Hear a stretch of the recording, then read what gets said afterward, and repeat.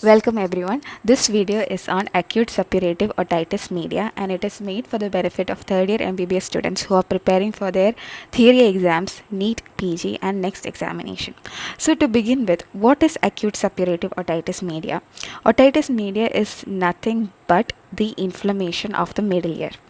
And when I say middle ear, I am referring to the middle ear cleft, which includes the middle ear, the eustachian tube, the aortic, aditis, and the mastoid air cells. So, acute suppurative otitis media. You can also call it as acute otitis media. Both of it is the same thing.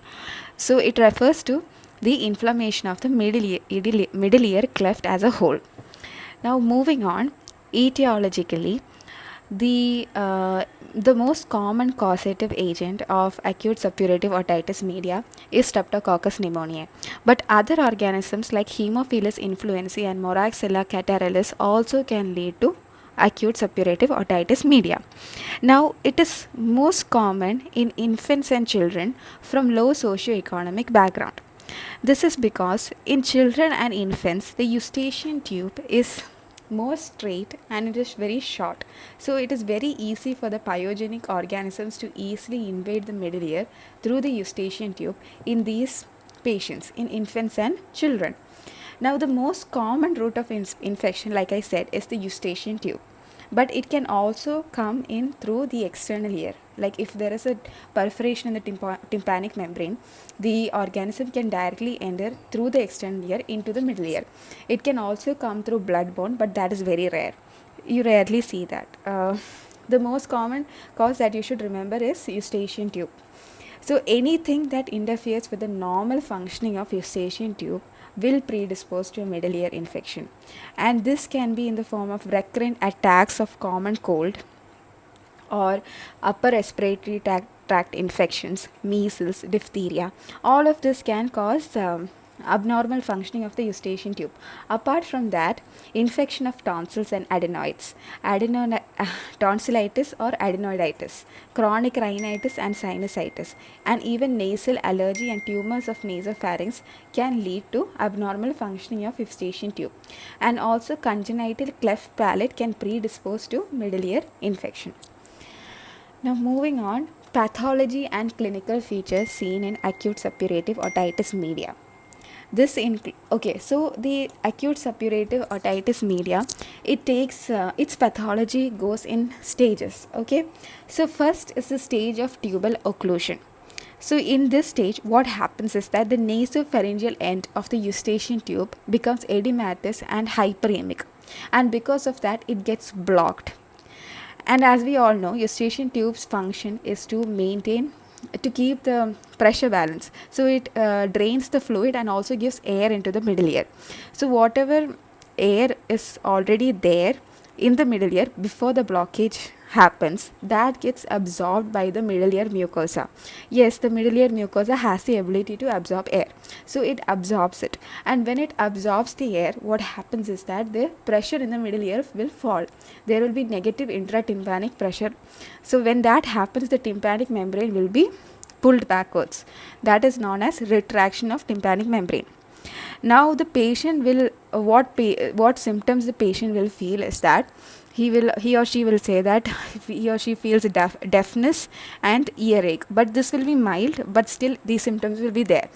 And on otoscopy, what signs you will see as a doctor is a retracted tympanic membrane. And how you can identify a retracted tympanic membrane?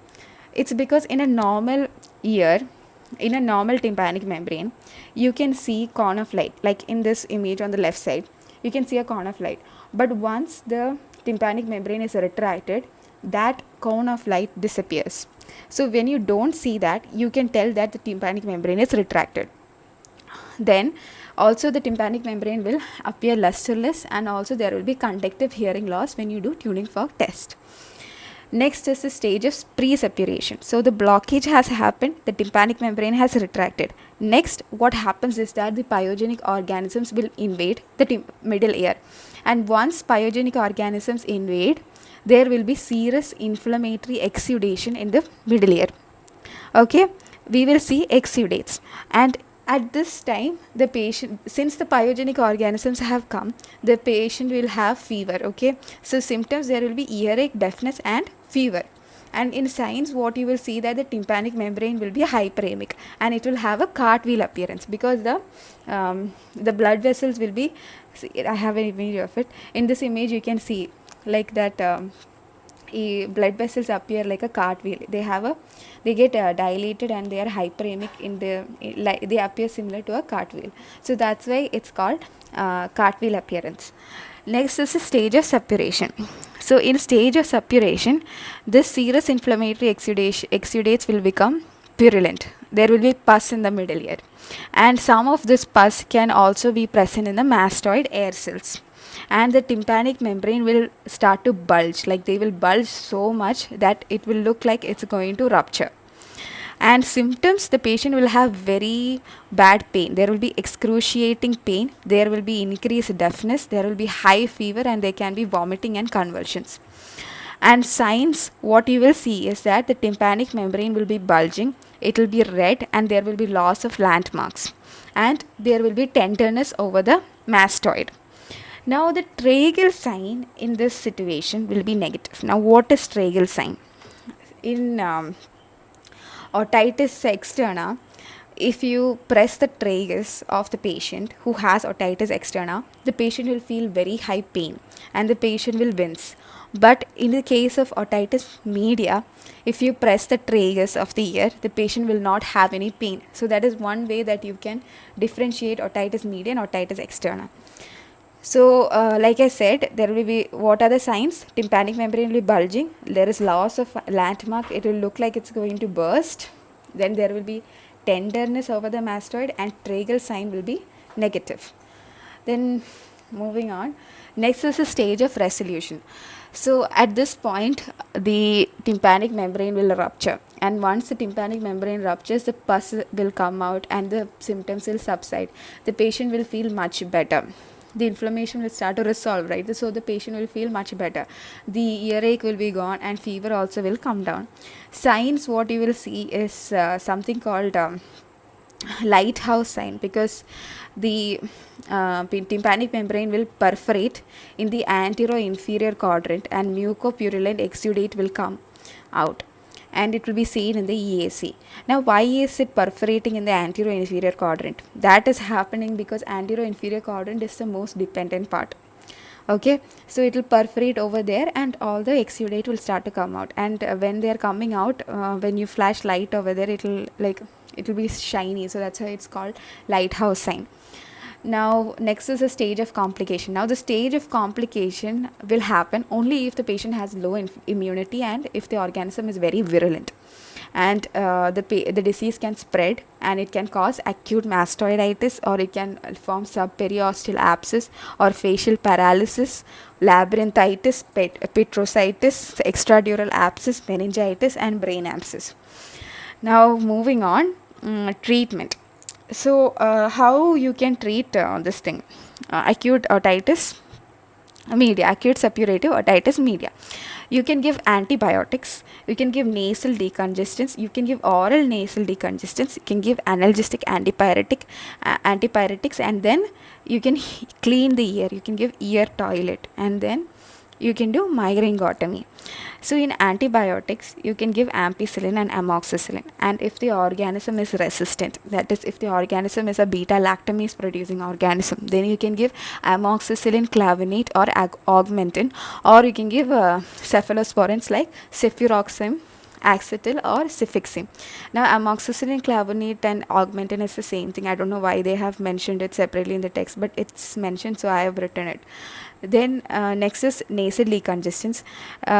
Okay, you can give nasal decongestants in the initial stage, because that will make sense, because in the initial stage only there will be hyperemia and edema of the eustachian tube. So once you give nasal decongestants, it will help in relieving that, and you can give oxymetazoline or xylometazoline. And then oral nasal decongestants, you can give pseudoephedrine. Then as analgesic antipyretic, you give paracetamol. Then you have to clean the ear, you have to clean out all the mucopurulent exudate and the debris and everything, you have to clean it. After doing that, Now, even after giving antibiotics and doing all these things, if the patient is still not, if the condition is not resolving, or if it is still pus filled and it is not perforating and the patient is having a lot of pain, then you can do myringotomy. And in myringotomy, what you're doing is that you're giving an incision on the tympanic membrane so that you can evacuate the pus. And this incision you are giving in the posterior inferior quadrant. Now, why you are giving in posterior inferior quadrant? This is because, see, posterior superior quadrant will heal much faster than posterior inferior quadrant, and then anterior superior, and then anterior inferior. I mean, then anterior inferior and then anterior superior. But we are giving incision in posterior inferior and not posterior superior, even though posterior superior is easier to heal. This is because if you give posterior superiorly, if you give the incision, how will the pus in the bottom part come out? So that is why you are giving the incision in the inferior quadrant, the posterior inferior quadrant. So it will heal faster comparatively, and also all the pus will come out. Okay, so that is all about acute suppurative otitis media. Thank you.